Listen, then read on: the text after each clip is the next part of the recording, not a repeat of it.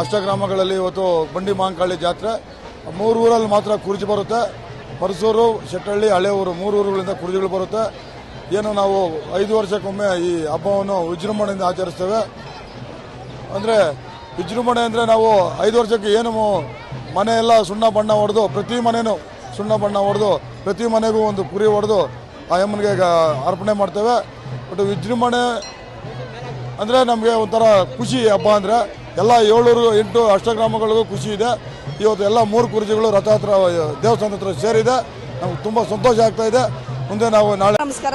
ಈ ದಿನ ಇತಿಹಾಸವುಳ್ಳ ಶ್ರೀ ಬಂಡಿ ಮಹಾಕಾಳಿ ಅಮ್ಮನವರು ಹಾಗೂ ಸೋಮೇಶ್ವರ ಸ್ವಾಮಿ ವನದುರ್ಗಿ ಮಾತೆಯ ಜಾತ್ರಾ ಮಹೋತ್ಸವವನ್ನು ಪ್ರತಿ 7 ವರ್ಷಕ್ಕೆ ಒಮ್ಮೆ ಹಾಗೂ 5 ವರ್ಷಕ್ಕೊಮ್ಮೆ ಹಮ್ಮಿಕೊಳ್ತಾ ಇದ್ದೀವಿ.